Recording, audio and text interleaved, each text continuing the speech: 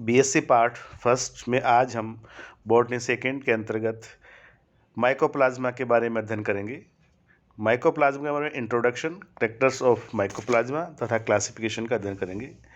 जैसा कि पूर्व में हम पढ़ चुके हैं, various type of living organism are found in different habitat on earth and the atmosphere. They differ in their structure, size, biological activities, and method of reproduction.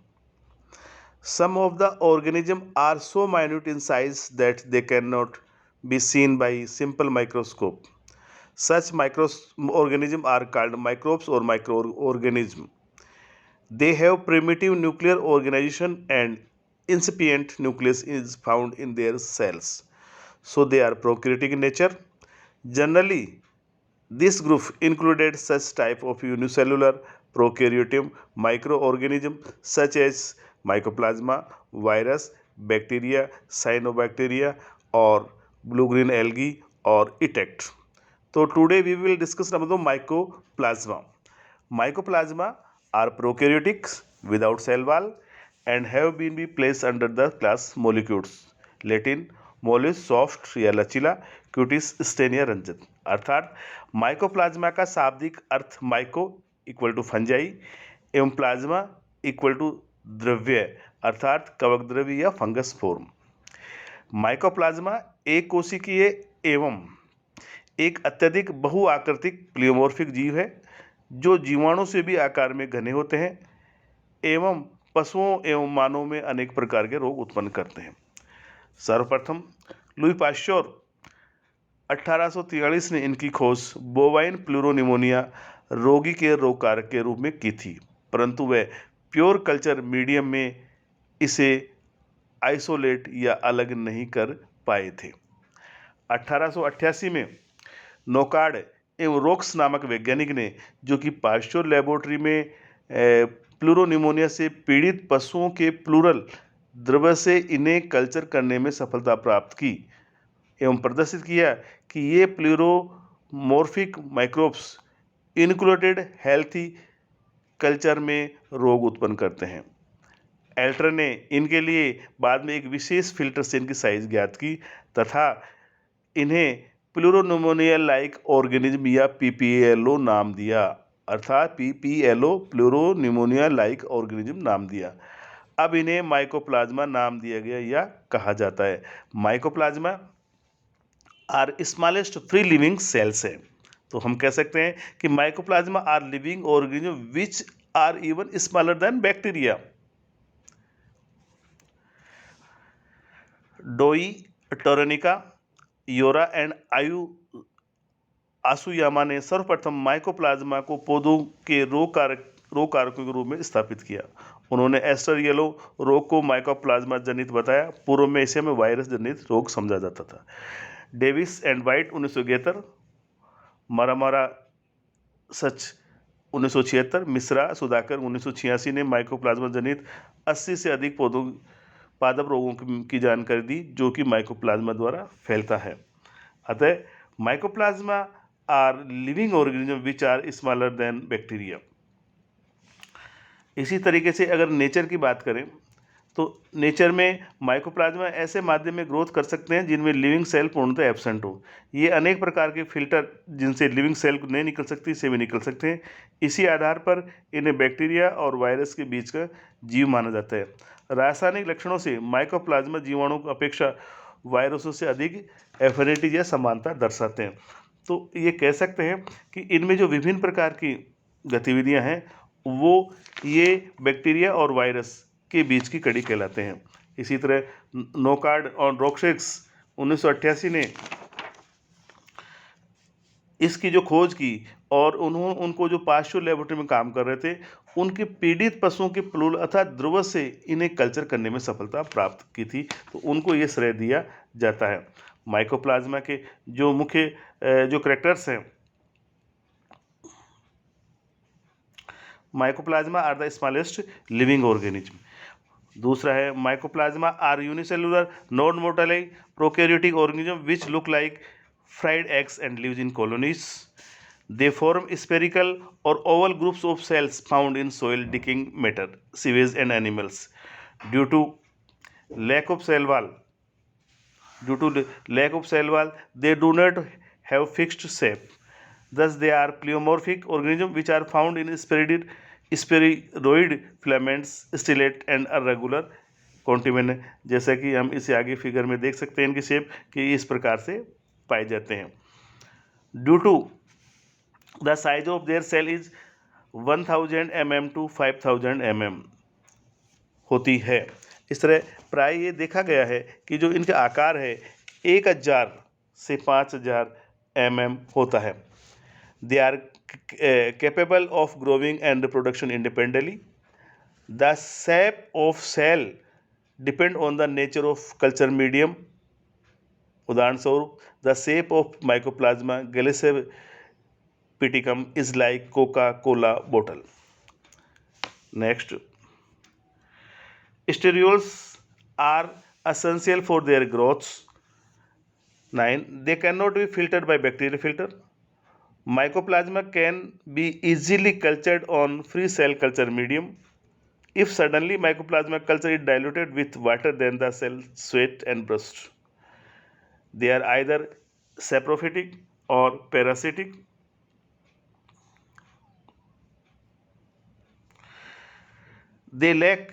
Mycoplasma do not show response to gram stains. Therefore, they are gram negative. Both type of nucleic acid, DNA and RNA are found in mycoplasma. The amount of DNA is about 4%, whereas that is of RNA is 8%. The cytoplasm contains 70 S type of ribosomes, and their cell contain lipid generally in the form of cholesterol. Mycoplasma are not sensitive to any type of enzyme because they lack cell wall. Thus, the antibiotic drugs like penicillium, vancomycin, and cephalosporin, which act on cell membrane, do not have any effect on them. Mycoplasma is strongly affected by the antibiotics like tetracycline, chloramphenicol, which affect on metabolic activity of the microorganism. इस तरीके से इनके जो प्रमुख लक्षण हमने देखे, इसके अंतर्गत ये प्राय पैरासाइट एवं सैप्रोफिटिक हो सकते हैं। पौधों में फ्लोएम उत्तकों की सीव ट्यूब और फ्लोएम पेरेन्का में सीमित रहते हैं। ये एक कोशिकीय अचल प्रोकैरियोटिक सूक्ष्म जीव हैं अथवा अंडाकार या गुलाब समूह बनाते हैं। इनमें सेल वाल का या कोशिका भित्ति का पूर्णतः अभाव होता है, अतः इनकी बाह्य परिधि साइटोप्लाज्मिक मेम्ब्रेन की बनी होती है। ये अत्यधिक बहुआकृतिक सूक्ष्म जीव हैं जो प्लाज्मा मेम्ब्रेन के लचीलेपन के कारण गोलाब शाखित, तंतुल अथवा ताराकार अथवा अनियमित पिंड के रूप में मिलते हैं। इस कारण इन्हें सूक्ष्म जगत के बहुरूपीय या जोकर भी कहा जाता है। लचीलेपन स्वभाव के कारण इन्हें जीवाणु फिल्टर से छाना जा सकता है। माइकोप्लाज्मा को संवर्धन माध्यम पर उगाया जा सकता है। माइकोप्लाज्मा सेल ग्राम स्टेन के प्रति ग्राम नेगेटिव होती है। माइकोप्लाज्मा में जनन एलिमेंट्री बॉडीज अर्थात प्रारंभिक काय के द्वारा होता है। लैंगिक जनन इनमें अनुपस्थित होता है। ये एंटीबायोटिक्स के प्रति प्रतिरोधी होते हैं, परंतु टेट्रासाइक्लिन और क्लोरोफेनिकोल के प्रति संवेदी होती हैं। 50 डिग्री सेंटीग्रेड पर 6 घंटे तक अगर इनको गर्म किया जाए तो ये डेड या मृत हो जाते हैं। और ये बैक्टीरिया और वायरस के बीच की योजक कड़ी भी कही जाती है या कहते हैं। इस प्रकार हम माइकोप्लाज्मा को अनेक नामों जैसे पीपीएल, जोकर्स ऑफ माइक्रोऑर्गेनिज्म, बेडोनाई और फंगस फॉर्म आदि अनेक रूपों से जाना जाता है। अब इनके हम आते हैं क्लासिफिकेशन पर, वर्गीकरण पर। जैसा कि effort to classify this interesting organism were first of all made by Novak in 1929. According to him, mycoplasma is placed in the class Schizomycetes along with the bacteria in the order Mycoplasmatales. But later on, based on their elaborate studies, International Committee of Nomenclature in Bacteria 1966 separated mycoplasma from bacteria and placed mycoplasma in molecules class. और Edward and friends 1970 से also classified mycoplasma. तो इस प्रकार से हम कह सकते हैं कि 1966 में international committee of nomenclature of bacteria ने माइकोप्लाज्मा एमएलओ को जीवाणु से अलग मानते हुए इन्हें क्लास मोलिक्यूल्स में रखा। मोलिक्यूल्स का जो लैटिन वर्ड मोलिस से बना था, जिसका मतलब होता है नरम या लचीला, सॉफ्ट एवं क्यूटिस अर्थात स्टेन या रंजक में रखा गया। इसमें एक ऑर्डर माइकोप्लाज्मा टेल्स रखा गया और इस माइकोप्लाज्मा टेल्स ऑर्डर में कुल 3 कुल उसमें शामिल किए गए फैमिलीज माइकोप्लाज्मेटेसी, एक्लेडियोप्लाज्मेटेसी, स्पाइरोप्लाज्मेटेसी। माइकोप्लाज्मेटेसी में जो मेंबर रखा गया वो था माइकोप्लाज्मा, एक्लियोप्लाज्मेटेसी में एक्लियोप्लाज्मा और थर्ड वन में स्पाइरोप्लाज्मा। इस प्रकार के 3 जेनराज हैं वो वंश है वो इसमें रखे गए। वर्तमान में एक अन्य फैमिली भी रिकॉग्नाइज की गई है, थर्मोप्लाज्मेटेसी, जिसका मेंबर है थर्मोप्लाज्म। इस प्रकार हम देखते हैं कि जो क्लासिफिकेशन है माइकोप्लाज्मा का वो डिवाइडेड किया गया। अतः ये माइकोप्लाज्मा माइक्रो ऑर्गेनिज्म हैं जो कि पीपीएलओ, जोकर, बेडोमनाई और अनेक नामों से क्लासिफाई किया जाता है। अतः mycoplasma cell were first of all isolated by J. Alford 1937 by using a special type of filter because the organism cannot be filtered by bacterial filter. Many studies have been done during previous years on the various diseases caused by the mycoplasma in plants and animal. In this context, only H. Morovitz and M. Tortoliot in 1962 reported that the respiratory disease in hens also caused by mycoplasma. Earlier, it was believed that mycoplasma caused disease only in animal and human, but according to plant pathology, Doi et al. 1967, many plant diseases also like Ester yellow disease caused by pleomorphic microorganism like MLO.